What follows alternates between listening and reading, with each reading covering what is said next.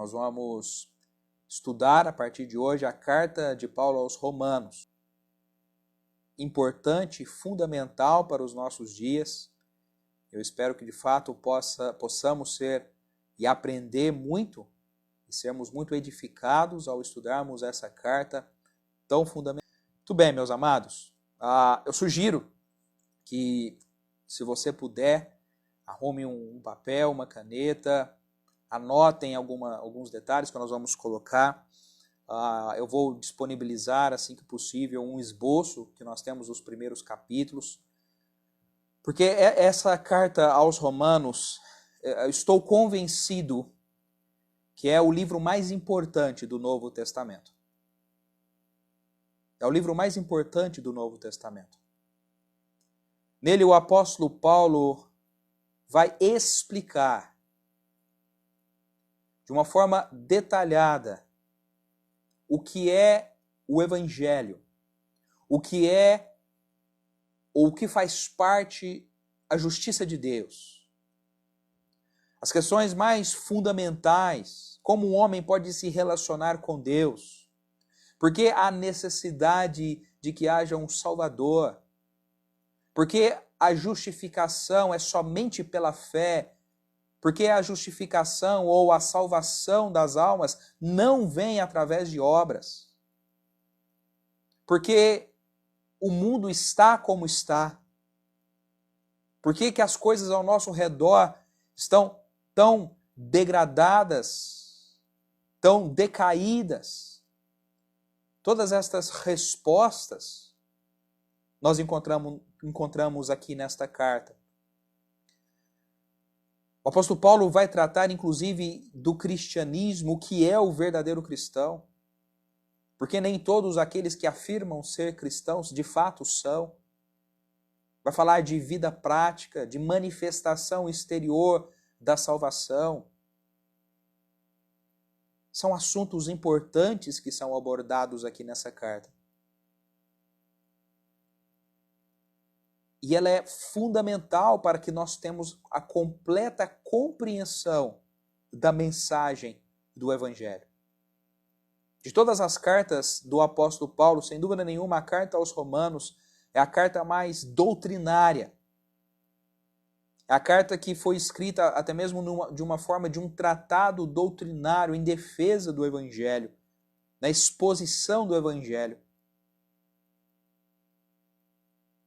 Levando em consideração a justiça de Deus e como o homem se relaciona com essa justiça de Deus. E é por isso essa carta ela ocupa um lugar central dentro do Novo Testamento. Nos evangelhos, Mateus, Marcos, Lucas e João, nós temos a história do Senhor Jesus Cristo. A história do Evangelho. No livro de Atos, nós temos a anunciação do Evangelho, a transmissão do Evangelho. E na carta aos Romanos, nós temos a explicação do Evangelho. Paulo vai, com auxílio, claro, inspirado pelo Espírito Santo de Deus, demonstrar e deixar claro para nós o que é o Evangelho. Porque ele é fundamental. Porque não há como o homem natural se relacionar com Deus. É necessário que ele seja justificado pela fé. Em primeiro lugar, para que ele possa ter um relacionamento com Deus. Todas essas verdades, nós vamos ver, elas ficam muito claras aqui nesta carta. Mesmo na história da igreja, no primeiro século da era cristã, até mesmo durante vários momentos da igreja no passado, a carta aos Romanos, ela ocupou na experiência de muitos servos de Deus do passado um valor muito importante. Por exemplo, Agostinho, um dos grandes teólogos da igreja, Agostinho de Hipona, em 380 depois de Cristo, foi o ano em que ele se converteu. E ele se converteu lendo Romanos capítulo 13. Tempos depois, a reforma protestante, encabeçada, né, por Martim Lutero. Martim Lutero sentiu a necessidade da reforma e compreendeu verdadeiramente o Evangelho quando ele lê na carta aos Romanos que o justo viverá pela fé. E é por isso então que ele lança aquelas 95 teses. E ali então, historicamente é marcada o início da reforma protestante. E grandes nomes, por exemplo, John Wesley, um grande pregador e evangelista do século XIX, ele teve a confirmação da sua salvação quando na igreja onde ele se reunia foi lida o prefácio de um livro que estudava a carta aos Romanos, escrita 300 anos antes por Martinho Lutero. E enquanto o prefácio dessa carta, desse estudo, né, deste livro expositivo sobre a carta aos Romanos estava sendo lido, John Wesley sentiu e percebeu a realidade da sua salvação. Ou seja, eu estou mencionando algumas desses grandes homens do passado para mostrar como a carta aos Romanos teve um impacto na vida desses homens. João Calvino ele escreve que uma passagem para a compreensão de todas as Escrituras abre-se para quem compreende essa epístola, ou seja, para quem estuda e compreende a carta aos Romanos, é chave para a compreensão da palavra de Deus. Tamanha a importância fundamental que essa carta tem dentro das Escrituras. É interessante a posição também que nós temos ela no Novo Testamento. Ela vem logo após o livro de Atos. O livro de Atos termina com o apóstolo Paulo preso em Roma. E logo então nós temos a carta aos Romanos. Não foi escrita na mesma época,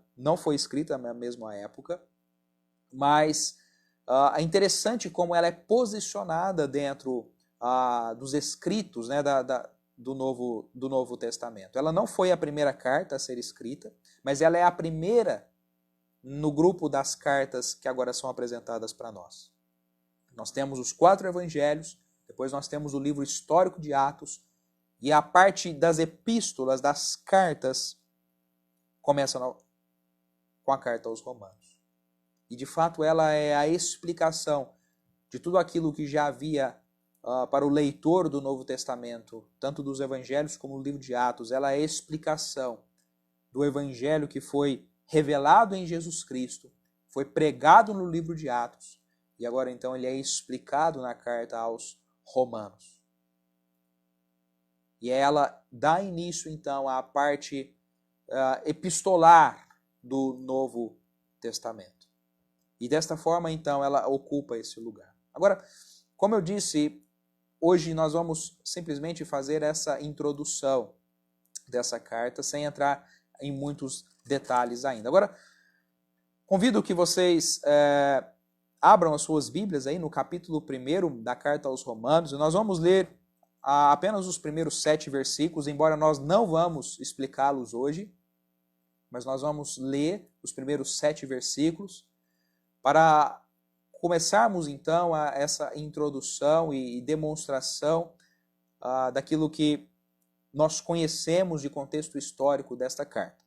Então vamos ler Romanos capítulo 1 e também o versículo 1. Diz assim: Paulo, servo de Jesus Cristo, chamado para ser apóstolo, separado para o evangelho de Deus, o qual foi por Deus outrora prometido por intermédio dos seus profetas nas sagradas Escrituras, com respeito a seu filho, o qual, segundo a carne, veio da descendência de Davi e foi designado Filho de Deus com poder, segundo o Espírito da Santidade, pela ressurreição dos mortos, a saber, Jesus Cristo nosso Senhor, por intermédio de quem viemos a receber graça e apostolado por amor do seu nome, para a obediência por fé entre todos os gentios, e de cujo número sois também vós chamados para serdes de Jesus Cristo, a todos os amados de Deus que estais em Roma, chamados para serdes santos, graça a vós outros e paz, da parte de Deus, nosso Pai, e do Senhor Jesus Cristo. E que o Senhor possa abençoar a sua palavra aos nossos corações. Muito bem, quando nós começamos a observar essa carta, nós precisamos, antes de tudo, compreender para quem ela foi escrita, por quem ela foi escrita, qual o motivo que levou o apóstolo Paulo a escrever essa carta. Muito bem. Roma. Roma era a principal cidade no século I dessa era. O Império Romano era o império que dominava o mundo conhecido, não todo o mundo, mas o mundo conhecido na época, tanto do Senhor Jesus Cristo, bem como também na época do apóstolo Paulo. Roma era a principal cidade, era a capital do Império Romano. Os historiadores dizem que havia provavelmente habitando em Roma cerca de 1 milhão de pessoas. Então era uma cidade muito grande, era uma cidade muito desenvolvida. Até hoje, quem tem a oportunidade de visitar a cidade de Roma ou ver algum documentário, algum filme, todas aquelas construções suntuosas, grandes, tudo isso era parte do contexto histórico nessa época em que essa carta foi escrita. Agora, os historiadores também dizem que, apesar da grandiosidade de Roma, apesar da suntuosidade da sua arquitetura, a cidade também era cercada de pobreza, de pessoas que na grande maioria eram escravos. Desses 1 milhão de habitantes da cidade de Roma, a grande maioria eram escravos, eram servos que serviam a elite daquela cidade. O imperador, os Césares, que estavam ali naquela cidade. Então, era uma cidade, por um lado, muito desenvolvida, poderosa, mas que também havia uma grande parcela daquela população bastante pobre, eram servos, eram escravos, e em volta, então, da cidade de Roma, nós tínhamos o que hoje nós poderíamos chamar de comunidades, de favelas. Isso já tinha o seu lugar naquela época em volta da cidade de Roma. Agora, um detalhe muito importante aqui. Quem fundou essa igreja em Roma? A história nos ensina, pelo menos a tradição, que tanto Pedro quanto Paulo, apóstolo Pedro e apóstolo Paulo, foram martirizados em Roma. Mas eles não foram os fundadores dessa igreja.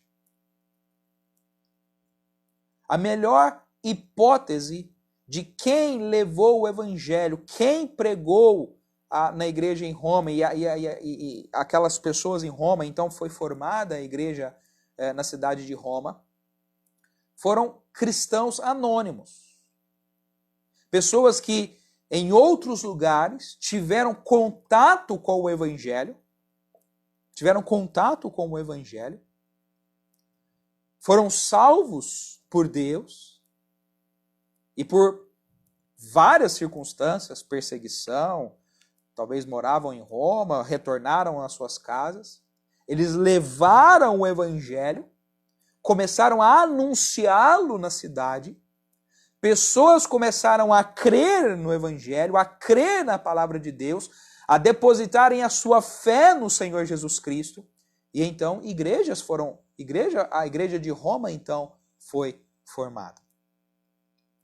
Então, essa é a melhor hipótese que nós temos. Alguns, inclusive, sugerem que muitos daqueles que estavam em Atos capítulo 2, no dia de Pentecostes, várias nacionalidades que haviam descido para Jerusalém para celebrar a festa de Pentecostes, que naquele dia o Espírito Santo desceu sobre os apóstolos e então eles evangelizaram uma multidão Cerca de 3.000 pessoas, ali nós temos o início da igreja do Senhor Jesus Cristo, 3.000 almas foram salvas. E quem sabe, algumas dessas almas eram cidadãos romanos que moravam em Roma e que ao retornarem para as suas casas, levando a mensagem do Senhor Jesus Cristo, as pessoas então creram neles, creram na mensagem do Evangelho e foram salvos. Então, o início da igreja de Roma é um início normal. É um início que, aos olhos humanos, comum. Homens anônimos, mulheres anônimas, que foram salvos pelo Senhor Jesus Cristo, retornando às suas casas. Eles começam a falar do Evangelho para os seus vizinhos, para os seus amigos, para os seus parentes. E as pessoas começam a compreender o Evangelho. E as pessoas então vão sendo salvas pela graça de Deus. E então começam a se reunir nas casas. E ali então é formada as igrejas, ou a igreja em Roma. Talvez alguém que esteja nos acompanhando não saiba disso. Quando eu estou usando a palavra igreja, e quando a Bíblia, o Novo Testamento, usa a palavra igreja, não está falando de prédio, de edifícios, de construções. Igreja, ela tem o significado de uma assembleia, de uma reunião de pessoas. Pessoas reunidas com um propósito de cultuar a Deus. Ali é uma igreja. Pode ser numa garagem, pode ser no meio da rua, pode ser em uma praça, pode ser em uma casa simples, aonde estiverem as pessoas reunidas com a finalidade e o propósito de cultuar a Deus. Aquilo é chamado de igreja no Novo Testamento. Então, talvez alguns tenham essa dificuldade de compreensão pelo costume de usar a palavra igreja associada a edifício, a prédio e a religião. Não, não, não. O Novo Testamento, igreja, não significa isso. E quando nós falamos a igreja em Roma, nós estamos falando de um grupo de pessoas, um grupo de cristãos salvos por Deus, que se reuniam em casas. No capítulo 15 e capítulo 16, vocês vão poder observar isso. Se reuniam em casas para cultuarem ao Senhor Jesus Cristo. Ali estava a igreja. Então, quando falo de igreja em Roma, não estou falando de forma nenhuma de uma denominação humana, não estou falando de forma nenhuma de uma religião, de um grupo específico, não. Igreja em Roma é um grupo de cristãos que estavam se reunindo na cidade romana. Certo? Isso é um princípio muito importante que eu preciso trazer agora para que você, talvez que não tenha tanto contato com as Escrituras e que talvez possa ver esse estudo, possa já mentalizar o significado de igreja no sentido bíblico da palavra, certo? Então, nenhum apóstolo foi o fundador dessa igreja. Como nós vemos muitas vezes nas viagens missionárias do apóstolo Paulo pregando em Éfeso e dando início à igreja em Éfeso, Paulo pregando em Filipos, Paulo pregando em Corinto, etc. Roma não. Roma não. Não foi por intermédio direto de algum apóstolo que aquela igreja foi formada. Pelo contrário, cristãos simples, anônimos, foram na capital do mundo daquela época, pregando com fidelidade o Evangelho. E as pessoas foram crendo, foram reconhecendo o seu estado de pecadores, confiaram em Jesus Cristo para a salvação das suas almas, foram salvas, foram justificadas pela fé, foram salvos pela graça de Deus. E agora nós temos um grupo aparentemente grande de pessoas que faziam parte da igreja que se reunia na cidade de Roma. Isso é muito importante, esse detalhe para o nosso aprendizado. Agora, o apóstolo Paulo, até a escrita dessa carta, ele nunca tinha visitado aqueles irmãos. Nunca tinha visitado aqueles irmãos. Paulo tinha o desejo de ir para lá. Isso fica muito explícito nessa carta.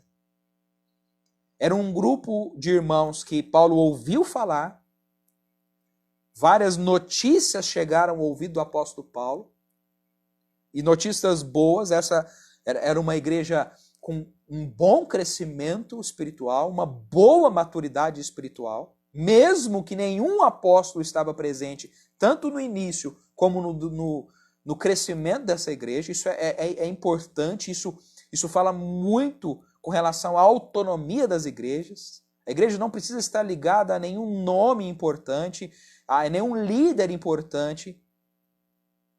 Se aquele grupo de irmãos usados pelo Espírito Santo é suficiente para que uma igreja se torne madura, se torne independente, se torne capaz de exercer o seu propósito aqui nesse mundo. Então, isso é importante nós mencionarmos aqui. Eles não estavam associados a ninguém, a nenhum apóstolo. Pelo contrário, apenas com o auxílio do Espírito Santo, com o auxílio de Deus, essa igreja ela cresceu, ela desenvolveu e ela amadureceu. E o crescimento dessa igreja, a maturidade dessa igreja já havia chegado aos ouvidos do apóstolo Paulo. Olha o versículo 8 do capítulo 1. Nós não lemos, nós vamos estudar isso mais à frente, mas deixe-me adiantar isso. Olha aí, capítulo 1, versículo 8. Olha o que Paulo escreve. Primeiramente, dou graças a meu Deus, mediante Jesus Cristo, no tocante a todos vós, porque em todo o mundo é proclamada a vossa fé. A igreja em Roma já era conhecida pelo mundo. E por que eles eram conhecidos, diz o apóstolo Paulo? Por causa da fé deles. Então veja como essa igreja era uma igreja que já era madura, já era uma igreja de um forte testemunho da sua fé. E então essas coisas chegaram ao ouvido dos apóstolos, chegou ao ouvido do apóstolo Paulo, e Paulo então teve um desejo tremendo de conhecer aqueles irmãos. E esse é um dos motivos que levou Paulo a escrever essa carta. E agora, eis um outro aspecto muito importante. Por que Paulo escreveu essa carta aos romanos? Uma igreja que ele não fundou, que ele não conhecia, mas ele tinha um desejo muito grande de visitá-los. Nós temos alguns motivos dentro da própria carta mesmo, que nos explica a razão pelo qual Paulo vai escrever àqueles irmãos em Roma. Um dos motivos é este. Paulo desejava muito conhecer aqueles irmãos. Muito conhecer aqueles irmãos. As notícias que chegaram aos ouvidos do apóstolo Paulo daquela igreja eram notícias boas. E o apóstolo Paulo queria muito conhecer aqueles irmãos. Ele mesmo vai dizer aqui no capítulo 1, eu quero repartir com vocês alguns dons. Eu quero aprender com vocês, e eu também quero ensinar a vocês. Paulo desejava ter comunhão com aqueles irmãos, mesmo ele não conhecendo todos. É interessante que no capítulo 16 dessa carta, Paulo ele vai citar 26 pessoas por nome daquela igreja, por nome. E muitos perguntam, mas como Paulo conhecia essas pessoas se Paulo nunca visitou essa igreja? É uma resposta difícil. Mas o apóstolo Paulo, nós temos que lembrar, é um homem cujo propósito era fortificar as igrejas, plantar igrejas. E de repente ele começava a ouvir de algumas pessoas lá em Roma, que, por exemplo, cediam as suas casas para a igreja se reunir. Paulo tinha alguns parentes em Roma, primos, diz a palavra de Deus. Paulo tinha alguns amigos em Roma, talvez que durante as suas viagens ele conheceu. E Paulo menciona por nome 26 pessoas que faziam parte. Claro que a igreja não era composta somente por 26 pessoas, mas Paulo conhecia 26 pessoas e as menciona por nome aqui no final dessa carta. Tamanho o interesse que o apóstolo Paulo tinha por essa igreja. Paulo também tinha um outro propósito. Essa carta é como uma carta de apresentação. Em um sentido, Paulo queria que aqueles irmãos compreendessem e entendessem o que ele pregava, o que ele ensinava em todas as outras igrejas que ele ia. E por isso, ele escreve essa carta como uma carta prioritariamente doutrinária. Onde Paulo vai expor o que ele cria e o que ele pregava a respeito de Deus, da justiça de Deus e do Senhor Jesus Cristo. E nós devemos agradecer a Deus por isso, porque explicando àqueles irmãos o que Paulo pregava, Paulo traz nos dias de hoje o que é fundamental para que nós possamos crer. Nós temos vivido em dias de muitas dúvidas e muitas pessoas afirmando muitas coisas. Quando, na verdade, o que nós precisamos fazer é olhar as Escrituras, não dar ouvidos aos homens e, de fato, contemplar as Escrituras de homens, de servos do passado, usados por Deus, inspirados por Deus, e entendermos o que eles pregam, para que nós também possamos pregar as mesmas coisas. Deus não tem nos chamado para novidades e novas revelações. Não há necessidade dessas coisas. O que há necessidade, meus amados, é o retorno às Escrituras. É o retorno ao Evangelho primeiro, primitivo. É a fidelidade, a revelação já feita por Deus e tão claramente exposta aqui na carta de Paulo aos Romanos. E então, um dos outros motivos que levou Paulo a escrever essa carta é como ele se apresentando, o conteúdo do seu evangelho, o conteúdo da mensagem que ele pregava. Outro motivo pelo qual levou Paulo a escrever essa carta, Paulo, quando ele escreve essa carta, ele está na sua terceira viagem missionária na cidade de Corinto. Ele estava levantando uma oferta para levar a igreja em Jerusalém, porque os irmãos em Jerusalém estavam passando necessidades materiais. A igreja em Jerusalém era uma igreja composta de irmãos mais pobres financeiramente falando, então eles estavam tendo algumas necessidades materiais. E Paulo, então, ele foi à cidade, a Corinto. Paulo levantou ofertas entre os gregos em Corinto, e naquelas cidades, Macedônia, Acaia, naquelas regiões. E para levar essas ofertas à igreja em Jerusalém.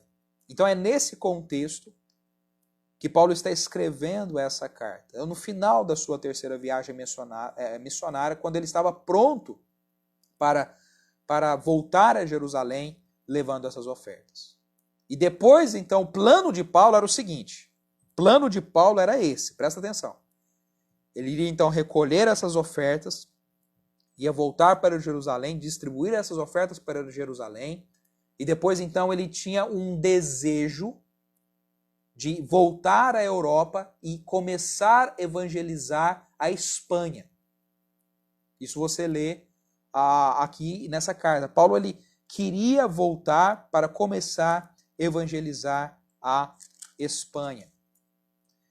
Mas até chegar lá, ele queria passar, em primeiro lugar, por Roma. Estar entre aqueles irmãos, e quem sabe o apóstolo Paulo ele queria fazer de Roma como que uma base missionária. Fixar-se ali e a partir dali, então, desbravar outras terras europeias.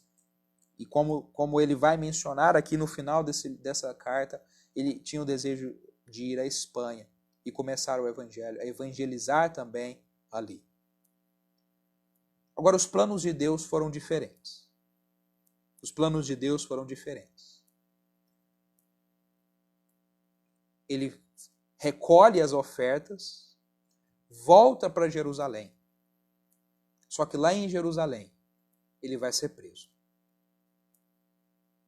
Ele vai ser preso.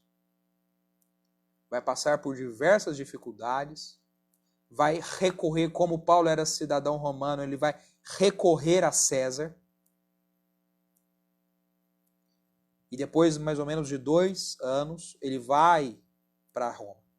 Não como uma pessoa livre, mas como um preso. Paulo ele vai visitar Roma. Não do jeito que ele imaginava, mas ele iria preso. Os capítulos finais do livro de Atos nos mostram essa viagem até Roma. Paulo ele vai sofrer um naufrágio. Mas por fim ele vai chegar em Roma. Preso. Ele vai para uma prisão domiciliar, aguardando a sua audiência com César. E ali então ele vai conhecer aqueles irmãos. Não do jeito que ele imaginava, mas aqueles irmãos puderam visitar o apóstolo Paulo. Então, veja como Deus ele trabalhou e como muitas vezes Deus trabalha nas nossas vidas. Nós fazemos os nossos planos, mas muitas vezes os nossos planos não estão de acordo com aquilo que Deus planejava para nós. E sem dúvida nenhuma, quando você lê o final do livro de Atos, você vai ver o apóstolo Paulo preso naquela casa. E como, mesmo ali, Paulo pregou o evangelho a toda a guarda pretoriana. Quem é a guarda pretoriana? Os soldados romanos. Quantas pessoas ouviram o evangelho, mesmo o apóstolo Paulo estando naquela situação? Há muitos detalhes que nós poderíamos, mas eu não vou me estender. Você pode ler isso, leia os últimos capítulos do livro de Atos, depois que nós terminarmos aqui, para você ver, para você descobrir esses detalhes a respeito da viagem de Paulo até a cidade de Roma, preso, e como ele estando ali, e o livro de Atos termina com Paulo preso na cidade de Roma. Provavelmente depois ele é solto, ele vai ficar solto depois pelo menos durante alguns anos, é preso novamente e ele é martirizado nos tempos de Nero, um dos reis mais cruéis que existiu no Império Romano. Mas, fora isso é um pouquinho do contexto dessa carta, do que levou o apóstolo Paulo, o que motivou o apóstolo Paulo a escrever essa carta. Primeiro, o desejo profundo que ele tinha de conhecer aquela igreja. Segundo, porque ele queria repartir os dons espirituais com aquela igreja. Terceiro, porque o apóstolo Paulo tinha um desejo de visitar, evangelizar outras partes da Europa, e para isso ele queria, em primeiro lugar, passar pela cidade de Roma. Então, tudo isso, todas essas motivações levaram Paulo a se apresentar escrevendo essa carta aos romanos. Agora, de uma forma importante, eu gostaria de olhar e trazer um pequeno esboço dessa carta aos romanos. Para que você e eu possamos compreender como Paulo ele estruturou a sua escrita. Paulo ele não simplesmente escrevia o que vinha na mente dele. Paulo ele tinha uma mente muito lógica, muito bem estruturada. E ele então vai demonstrar, vai expor com detalhes e com lógica tudo aquilo que ele iria colocar nessa carta. De uma forma muito simples, em primeiro lugar, nós temos 3 divisões centrais, maiores dessa carta. Guardem isso, anotem isso se puder. Do capítulo 1 até o capítulo 8, nós temos o que nós chamamos da parte doutrinária dessa carta. Doutrinária. Os ensinos do apóstolo Paulo sobre a justiça de Deus. Daqui a pouco nós vamos ver os tópicos dentro desses primeiros 8 capítulos. Capítulos 9, 10 e 11 formam um outro aspecto relacionado a Israel. o relacionamento de Deus com Israel, com os judeus naquela época. Por que isso é importante? Porque a igreja em Roma, ela é formada majoritariamente por gentios, ou seja, por não-judeus. E o apóstolo Paulo ele vai trazer 3 capítulos, capítulos 9, 10 e 11, para falar de judeus. Para mostrar como Deus se relaciona com os judeus hoje. Então, Paulo tinha um propósito. Paulo, sendo judeu e também sendo cidadão romano, ele queria fazer essa ligação, essa interseção entre esses aspectos, entre essas raças, os gentios que não eram judeus, com os judeus. E qual é o papel, qual é a posição dos judeus hoje diante de Deus. Então, tudo isso Paulo vai tratar nesse ponto que nós podemos chamar de um ponto dispensacional. Então, na primeira parte, capítulos 1 a 8, nós temos as doutrinas. No capítulos 9, 10 e 11, nós temos as dispensações. E do capítulo 12 em diante, nós temos a parte prática dessa carta. A parte prática. Como é o viver do cristão? Como é o viver daqueles que foram salvos pela graça, foram justificados pela fé? Como eles evidenciariam isso? Como eles se comportariam, visto que foram salvos pela graça? Então, do capítulo 12 até o final, nós temos a parte prática dessa carta. Quando o apóstolo vai mostrar, olha, não é simplesmente conhecer a doutrina, precisamos viver a doutrina, viver o evangelho. E o apóstolo Paulo, capítulo 12, vai falar de como viver o evangelho dentro da igreja, como viver o evangelho entre o mundo, como demonstrar o evangelho entre as pessoas. Como, por exemplo, o capítulo 13, o Paulo vai falar como nós, cristãos, devemos nos comportar diante das autoridades constituídas. São assuntos importantíssimos e fundamentais. De como o cristão se porta, de como o cristão é testemunho, de como o cristão, por um lado, não deve estar conformado com este mundo, mas, por outro lado, como o cristão deve testemunhar a esse mundo. Então, todos esses aspectos práticos, eles vão ser abordados do capítulo 12 até o final dessa carta. Então, de uma forma muito simples, a carta então é dividida em 3 partes. Capítulo 1 a 8, doutrinas.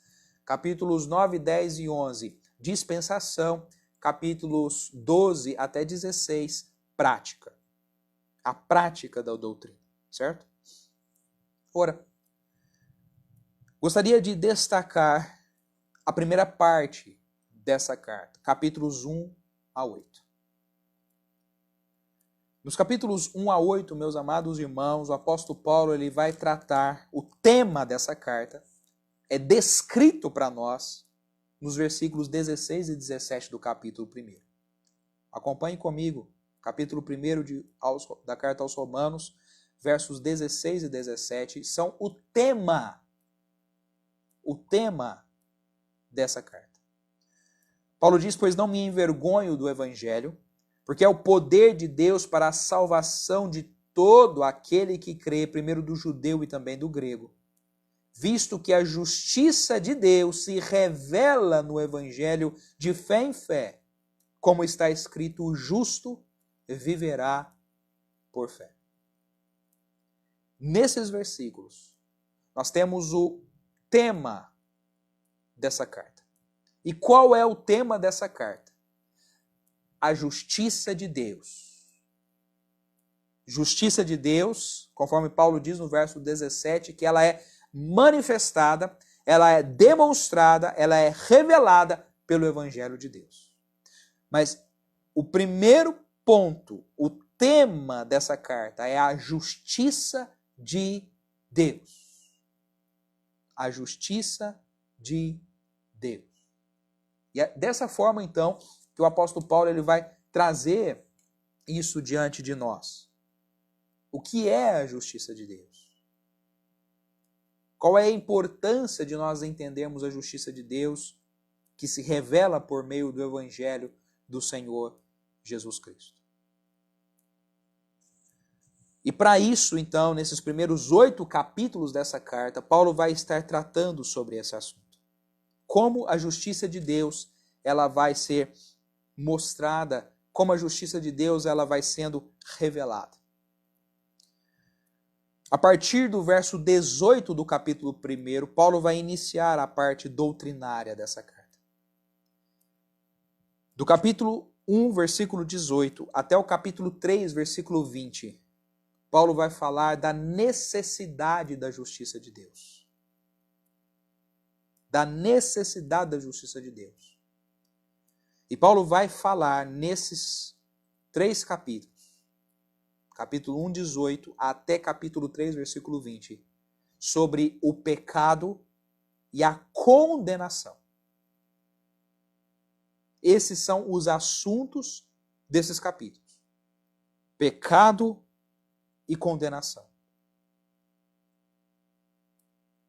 Paulo ele vai começar mostrando o Evangelho de uma forma negativa. Paulo vai mostrar por que precisamos do Evangelho, por que precisamos ser justificados. Paulo ele começa mostrando por que a necessidade da justiça de Deus, tratando sobre pecado e sobre condenação. Isso é algo muito, muito, muito importante. Nós temos vivido dias em que alguns pregam e acreditam que o Evangelho simplesmente fala de amor, de aceitação, de tolerância. Meus amados, a justiça de Deus não aceita qualquer coisa ou qualquer pessoa. Deus, de fato, ele ama, mas Deus, ele é justo e santo. E muitos têm se esquecido desse aspecto de Deus. E Paulo vai mostrar isso com muita clareza. No capítulo 1, verso 18 em diante, até o final do capítulo, Paulo vai tratar dos homens que desprezam a Deus. Capítulo 2, Paulo vai tratar dos moralistas, aqueles que acham que são melhores do que os outros, mas também estão condenados diante de Deus. Depois Paulo vai tratar dos religiosos. Final do capítulo 2, começo do capítulo 3. Quando Paulo vai falar daqueles que, por terem uma religião, acham que serão aceitos por Deus, quando na verdade também serão condenados com os demais. Tudo isso Paulo vai estar tratando sobre pecado e sobre condenação. A partir do capítulo 3 e o versículo 21, Paulo vai falar agora da justificação, de como Deus, sendo santo e justo, de como Deus, que não tolera o pecado e que condena com justiça o pecador, como Deus pode receber pecadores na sua presença. Como homens, como mulheres que são pecadoras, sendo nós todos pecadores, como nós podemos nos relacionar com Deus? E a partir de agora, do versículo 21 do capítulo 3 em diante, o apóstolo Paulo vai mostrar a justificação pela fé. Como essa justiça de Deus, ela é imputada, ela é aplicada naqueles que são salvos pela graça.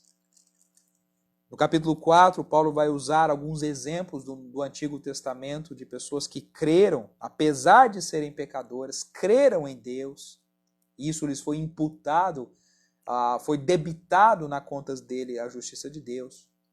E no capítulo 5, o apóstolo Paulo vai tratar a respeito dos benefícios, do que vem por essa justificação. Acesso a Deus, amor ao próximo, várias e várias coisas o apóstolo Paulo vai tratar no capítulo 5. como que por um homem o pecado entrou no mundo, mas por um outro homem também a salvação veio a todos os homens. Um homem foi responsável pelo pecado de todos, um homem também é responsável pela salvação de todos. Então, todos esses assuntos fundamentais o apóstolo Paulo vai tratar a partir do capítulo 3, versículo 21, até o final do capítulo 5, Paulo vai falar da justificação pela fé. Agora, capítulos 6, 7 e 8, que terminam essa parte doutrinária, o apóstolo Paulo vai estar tratando, já que da santificação, de como viver uma vida que agrada ao Senhor. Então, Paulo começa falando de pecado, depois Paulo fala de justificação, e a partir do capítulo 6, Paulo vai falar de santificação. Como a justiça de Deus, ela é na prática, ela produz resultados na prática. E o que ela produz? Santificação. Então, capítulo 6, o apóstolo Paulo vai estar falando de uma nova vida para com o Senhor. Paulo vai estar falando que nós já morremos para o pecado. Capítulo 7, Paulo vai trazer o exemplo da lei e o seu próprio exemplo, o seu próprio testemunho. Como há muitas vezes essa luta, essa dificuldade de se viver a vida cristã. Há uma luta, uma batalha entre o velho homem e o novo homem. Então todas essas coisas o apóstolo Paulo vai abordar no capítulo 7. E no capítulo 8, Paulo ele vai falar sobre a glorificação. Glorificação. Nós vivemos uma vida espiritual, embora muitas vezes com as dificuldades que a carne ainda, que o velho homem ainda coloca diante do ser humano, do salvo principalmente. Mas Paulo vai falar da glorificação, do dia, do momento em que esse corpo será transformado e nós poderemos e viveremos para sempre com o Senhor Jesus Cristo. Mas até lá, nós ainda estamos nesse mundo e Paulo vai abordar muito sobre isso no capítulo 8, das dificuldades, dos problemas, mas também da esperança que nós temos a respeito do futuro de um dia sermos glorificados. E Paulo termina o capítulo 8 com uma das passagens mais notórias de toda a carta. Que apesar disso tudo, nada vai nos separar do amor de Deus, que está em Cristo Jesus, nosso Senhor. E é assim que Paulo termina a parte doutrinária dessa carta. E todos esses temas, se o Senhor permitir, nós vamos estar abordando no nosso estudo nessa carta aos Romanos. Capítulo 9, 10 e 11, como disse, compõe uma outra parte dessa carta, quando Paulo vai falar um pouquinho sobre os judeus. No capítulo 9, Paulo vai falar do passado dos judeus. No capítulo 10, Paulo vai falar do presente dos judeus. E no capítulo 11, Paulo vai falar do futuro dos judeus. Então, passado, presente e futuro. Paulo vai estar abordando nos capítulos 9, 10 e 11 dessa carta. E a partir do capítulo 12, Paulo vai entrar na parte prática. E aqui então há vários subtópicos que Paulo vai estar abordando, qual nós não vamos mencionar agora, mas você, meu amado, pode depois considerar vários tópicos da vida do cristão diante do mundo, na igreja, diante dos homens, diante das autoridades, entende? As dificuldades de relacionamento, todas essas coisas, dons, todas essas coisas serão abordadas de forma prática a partir do capítulo 12 dessa carta. Então, tudo isso que eu tenho mencionado e considerado até agora é um esboço. Eu estou tentando que você, meu amado, consiga compreender a sequência lógica da mente do apóstolo Paulo, como ele vai então escrevendo numa ordem lógica assuntos, cada um deles ligados um com o outro, mas tudo falando a respeito da justiça de Deus, como essa justiça de Deus ela vai sendo revelada por meio do Evangelho.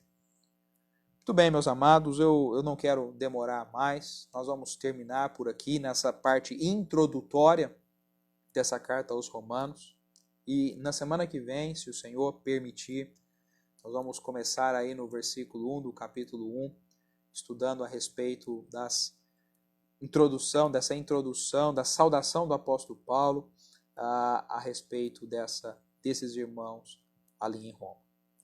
Meus amados, que Deus possa nos abençoar e nos guardar e que nós sejamos fiéis na exposição do Evangelho, das verdades contidas aqui, e que de fato a palavra de Deus possa ser viva, eficaz e possa ser poderosa para nos edificar e poderosa para salvar alguém que ainda não é salvo, que ainda está perdido e condenado nos seus pecados. Mas há salvação, há justificação pela fé na pessoa do Senhor Jesus Cristo. Que Deus possa nos abençoar. Vamos terminar com uma oração. Senhor, nosso Deus e nosso amado Pai, obrigado novamente por esse tempo. Obrigado, Senhor, pela Tua palavra. E, ó Pai glorioso, que o Senhor nos ajude quando nós abrirmos ela, que não venhamos a falar de nós mesmos, daquilo que nós imaginamos, daquilo que nós entendemos, mas nós que possamos falar aquilo que é a verdade revelada pelo Senhor. Por isso contamos, ó Pai, com a Tua ajuda, contamos com o Teu auxílio. Pai Santo, Pai amado, abençoa cada amigo que nessa manhã tem tido o desejo, Senhor, de confiar na Tua palavra, de aprender. Pai, que o Senhor venha satisfazer as necessidades de todos esses corações em Cristo Jesus, ó Pai. Abençoe, Senhor, essa palavra. Abençoe os que estão ouvindo. Ó Pai amado, que muitos possam ser convencidos, possam ser salvos, possam entender que somente há salvação na pessoa bendita do Teu Filho, nosso amado Salvador, o Senhor Jesus Cristo. Fica conosco, ó Pai, nesse dia ainda. Nós te pedimos e oramos, ó Pai, com muita, muita gratidão, em o nome do Teu Filho, nosso amado Salvador, o Senhor Jesus Cristo. Amém. Muito bem, meus amados, que Deus nos abençoe, nos guarde durante esse dia e durante essa semana. Que o Senhor venha a estar nos abençoando. Leia o primeiro capítulo aí, pelo menos do versículo 1 até o versículo 17, leia os primeiros 17 versículos dessa semana e vá se preparando aí para o próximo estudo, se o Senhor nos permitir. Que Deus nos abençoe. Amém.